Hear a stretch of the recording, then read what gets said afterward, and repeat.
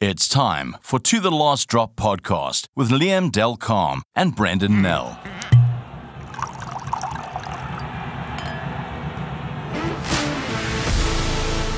Welcome to today's show, guys. Another bumper edition because we are sort of halfway through the pool stage of the World Cup. In today's show, we're going to talk box selections for the game against Ireland. We talk about Handré Pollard's return to the squad. We obviously have to talk about Ireland, the team that the Boks will come up against this weekend. We'll talk a little bit about Bok hotels, the hotels that the Bok teams have stayed at in the past. And we will also talk about the pool stages of the World Cup, who's likely to go through, who's likely to fail. And we're also talking a little bit of wine, as we should, because at least one of us is in France, and by the end of the week, two of us will be in France. Welcome, Brendan. Thanks, Liam. Yeah, I feel like when I said to you, we can talk about me coming through to find you in France. I almost feel like that scene out of The Wedding Crashers where the girl says, the guy says, "I'll never leave you," and she says, "Well, I'll find you." So yeah, I'm on your trail. I'll find you somewhere in Paris later this week. Paris is a big city. It's a metropolis. Good luck with that. Well, I'll find something. I'll definitely find some wine somewhere along the line. And I'm sure we'll stumble into each other at some point. Yeah. So a massive week. This is a week that we've been anticipating for a very long time. South Africa up against Ireland this weekend. And already, I know it's early in the week, but shots fired. Yeah. I must admit, I looked at that. I just started laughing when I saw the 7-1 bench. And because I know Rossi was asked about it earlier in the week. And he said, well, it could happen again. But yeah, Rossi tends to give those sort of answers to sort of dangle a bit of bait amongst especially the overseas journos. So I thought initially it was just that, but when I saw it, I started laughing because I just thought, you know what, this is a real, and I don't want to use an expletive, but this is a real FU to sort of Ireland. You're the best team in the world. You're number one. This is who we are. We're not scared to put 7 forwards on the bench, and come stop us. Yeah, it was a case of when the team came out, there was part of me that actually wasn't surprised because they've been doing things that aren't where they've parted with convention. A number of things they've done even before World Cup, and obviously now in the World Cup, they do things a little bit differently. They've already had the 7-1 split against the All Blacks. They explained then they were forced into that because of a late injury. And now that the 7-1 has arrived, I must say I didn't fall off my chair. I think it's also another way of, if we look at the Ireland-South Africa matchup over the last number of years, what is apparent is that the Springboks can't beat Ireland in the ways that they used to in the past, where they just come with sheer brutality up front.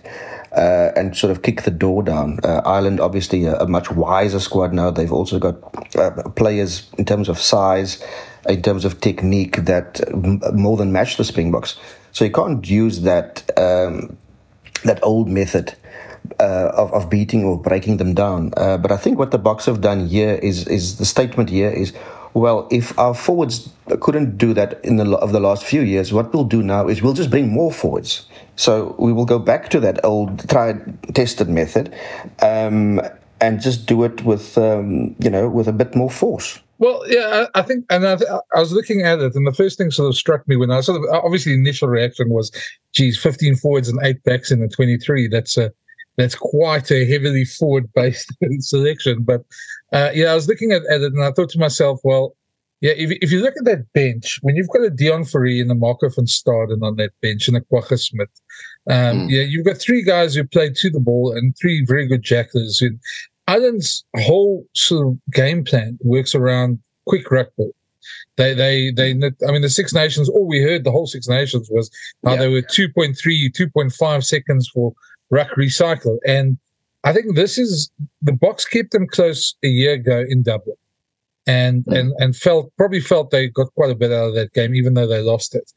I think what they're going to do in that second half is target that and see if they can't disrupt them quite heavily there, and obviously steal ball. And if they stop their quick recycle, it's going to disrupt Ireland quite heavily. But it's easier said than done.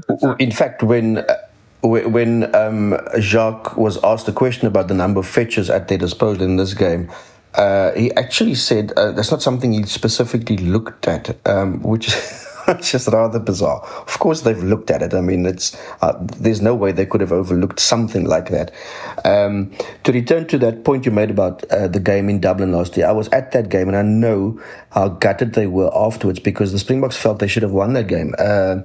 There were one or two silly mistakes, and then of course their goal kicking was a little bit of target in that game. So they felt even then that they had the measure of Ireland. It's now just a question of putting all those things back together again. So I think there'll be a lot of confidence in the Boks team before this game. Yeah, and I think that was the one thing I remember that game as well in terms of. I thought that, before then, I know I had a conversation with one or two people in the Boks squad, and they were a bit uneasy about the French and the Irish challenges, just because, I mean, everybody had gone on about them and how good they were and how they were these world beaters, etc.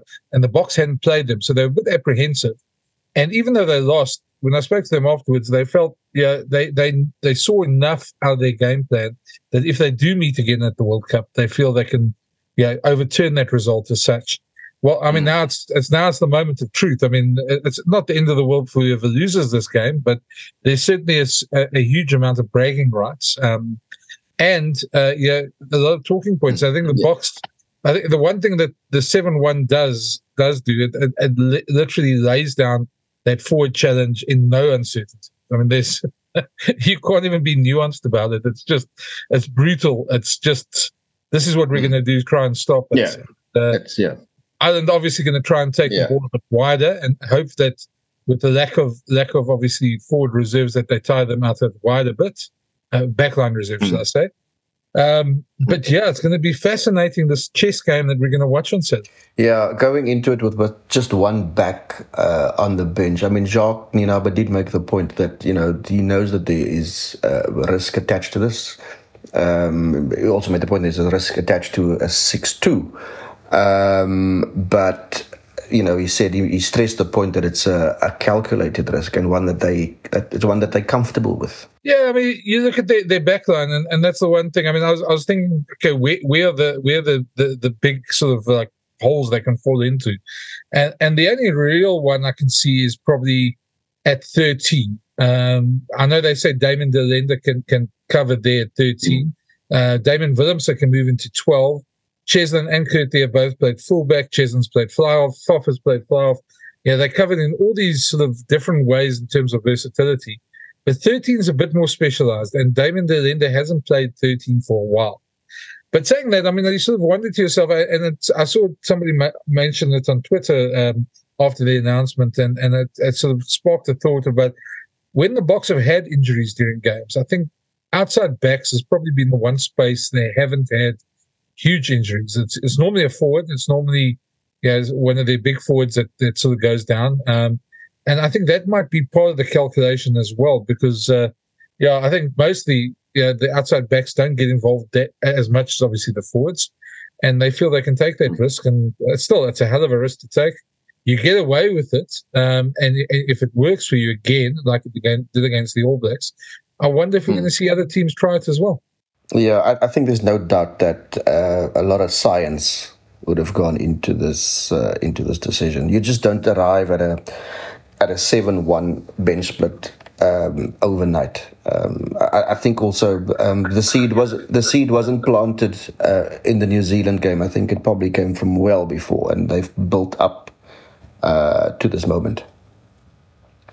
And then also we probably need to just chat about no Dwayne Vermeulen in this lineup.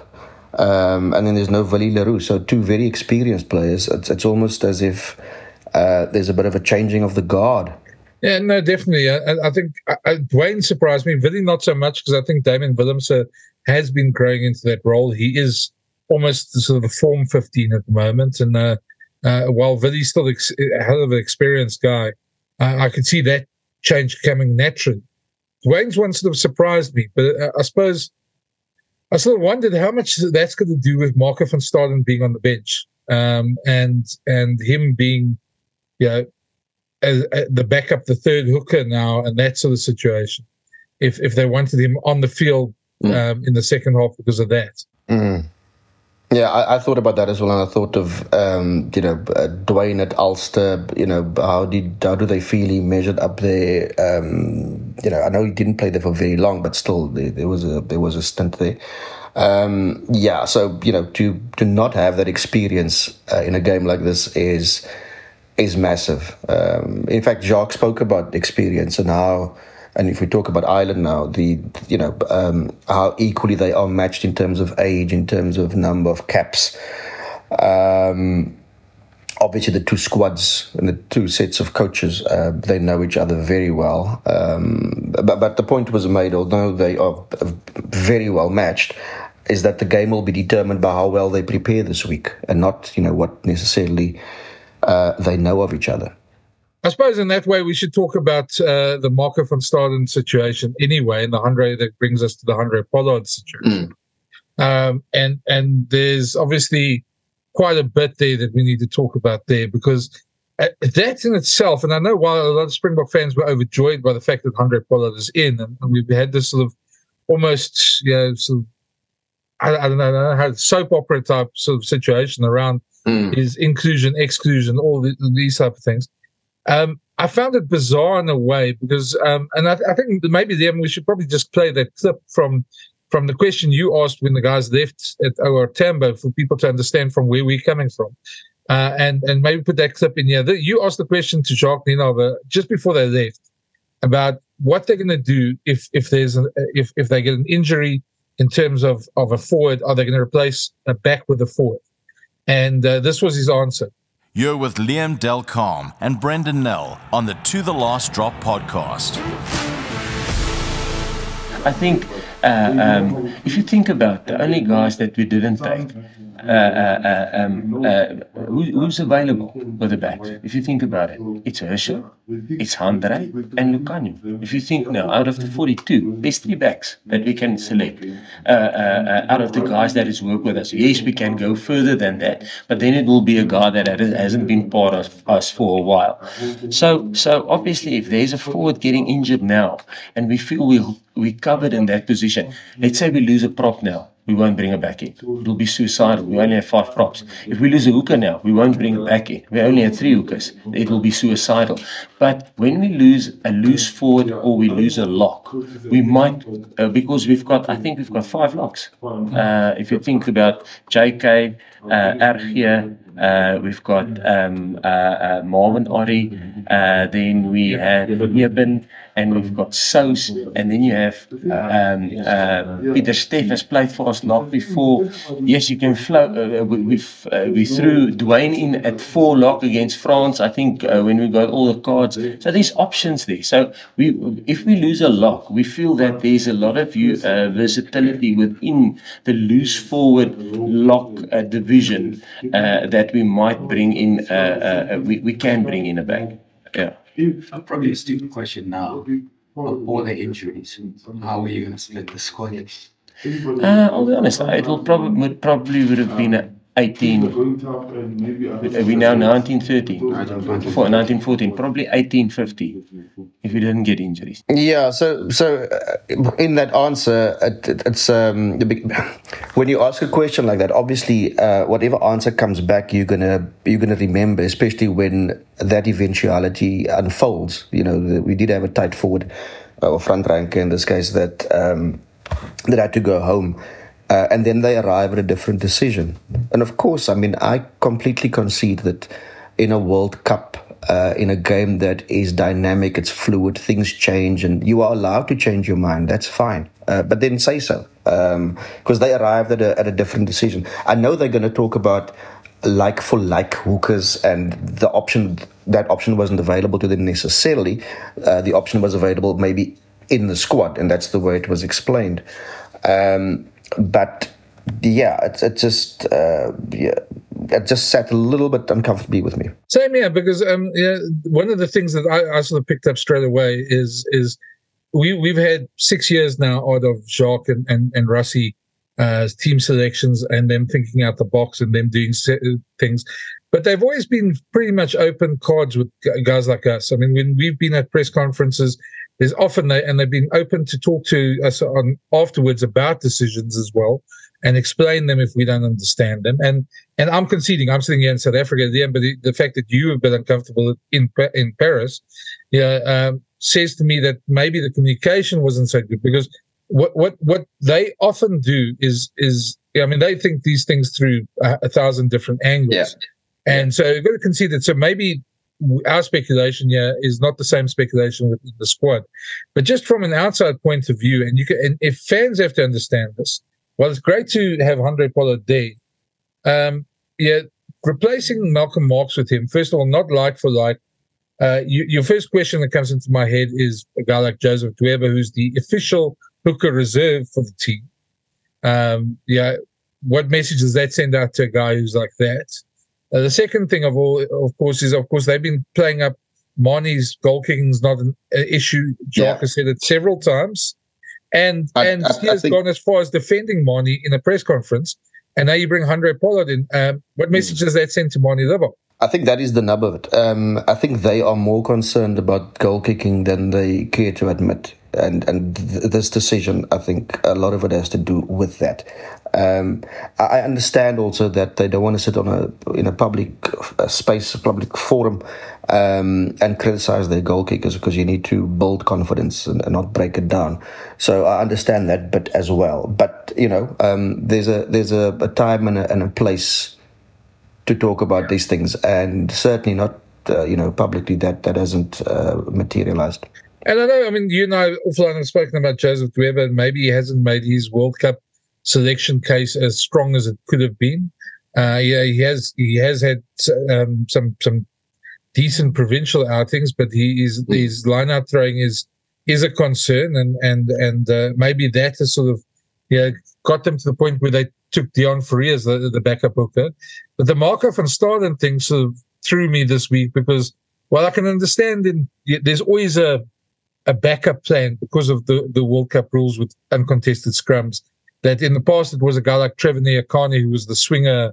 If he needed to, he would pack down at hooker, that sort of thing. To now have Marco van Staden as this almost suddenly third choice hooker that could play in a World Cup semi-final and final potentially as a hooker is a very strange one indeed. And when the margins are so small in World Cup games and these huge knockout games, you've got to say that is a risk. They might know more than we know, and it might work out for them.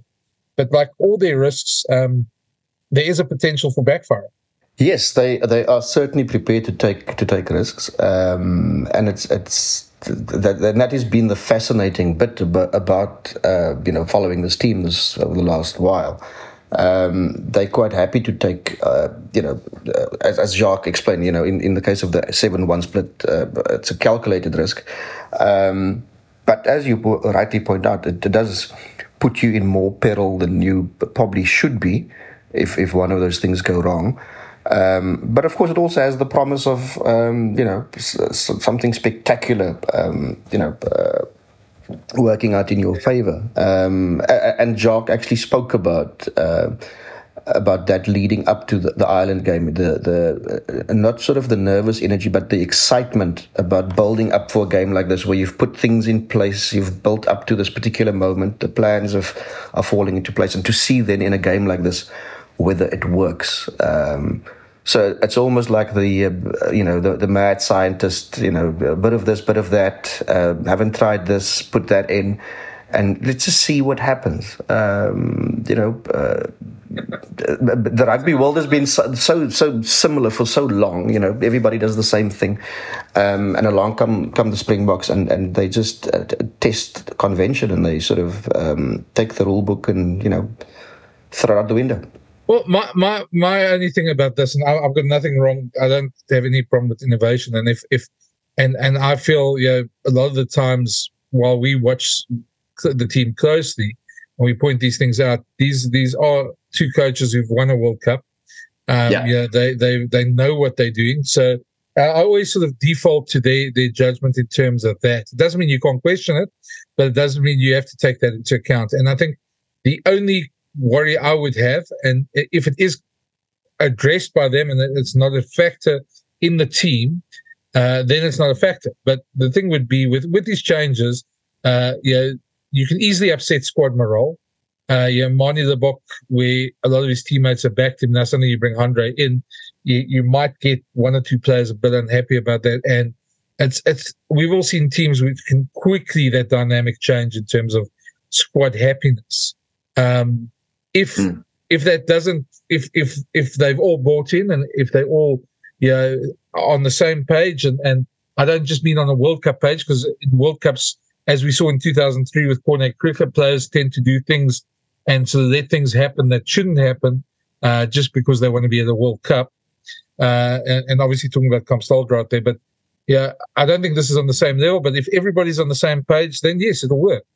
But that is the danger, I think, more than the selection danger, is that you can upset that squad dynamic a bit.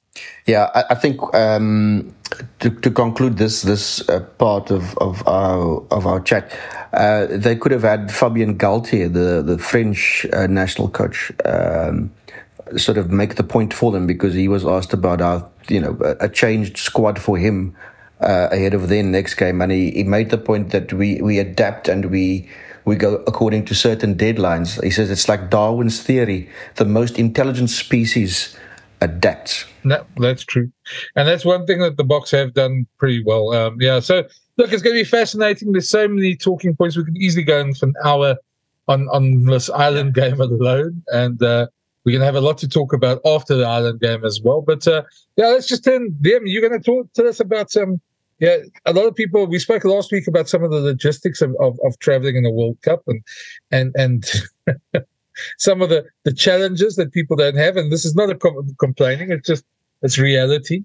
But everyone sort of wonders where the Boks stay. They tend to stay in these lavish 5-star hotels. When I say lavish, I mean I don't think there are hotels in South Africa that sort of come to the same sort of grandeur as that, and then definitely not hotels that journalists stay in, at least. So, tell us a bit about what's been happening there. No, certainly not. They've opted to stay well outside the confines of Paris.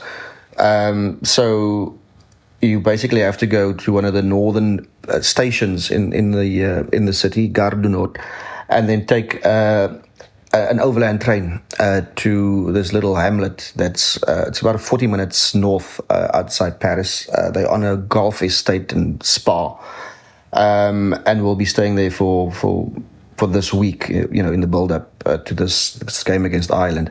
And they've always had this, not just this Springbok management group, but also previously the Springbok team has often found a hotel way off the beaten track where it's very difficult, certainly by public transport, to get to them. And it just sort of reminded me again of a 2002 trip when Rolf Stroele was the coach on an end-of-year tour where they were on a golf estate. It was actually a championship course, 42 Ks outside Marseille, and it was 4 Ks to the nearest town one way, and I think 5 Ks if you go the other way to the next town. So you're kind of like stuck there if you don't have your own vehicle.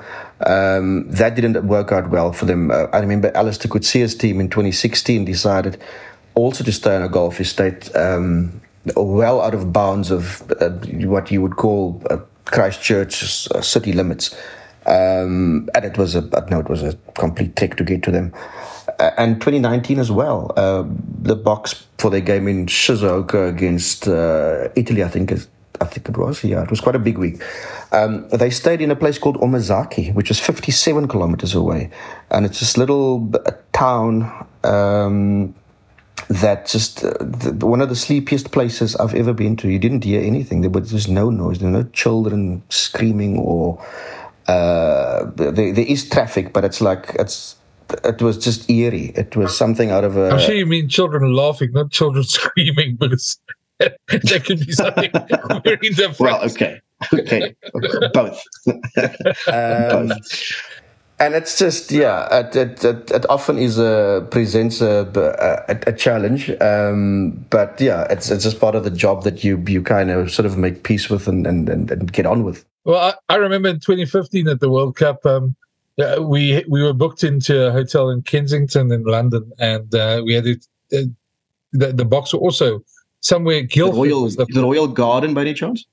No. It was there's another very posh hotel. I don't know how I ended up there, but they were staying in Guildford. Now, anybody who knows in the UK who knows that distance knows that it's about a 45 minute train ride to Richmond, and then from Richmond you have to change trains, and it's another 45-minute drive.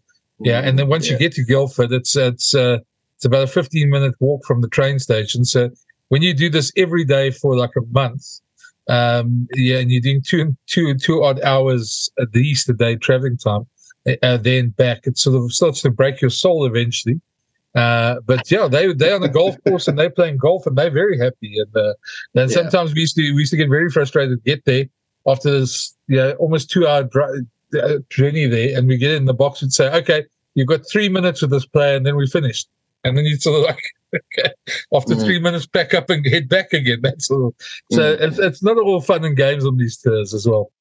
Yeah, I recall that hotel they stayed in Omazaki. We kind of joked because it reminded some of us of that Catskill resort in the 1987 movie Dirty Dancing. Don't you remember that, Brendan? Something between that and the Overlook Hotel in The Shining. Because it sort of sat alone in these hills where it looked like anything could happen. And then there was actually there was a tremor that week as well. And there was a decommissioned nuclear power plant about 10 kilometers away. So it was fun and games. No, well, look, I mean, I remember Gavin Rich having a laugh at me in 2011 because the World Cup there was just after the earthquake in Christchurch. And I was so prepared. I had an app on my phone that told me when there was earthquakes. And anybody who sort of follows earthquakes knows that there's probably about 3,000 earthquakes a day. Yeah.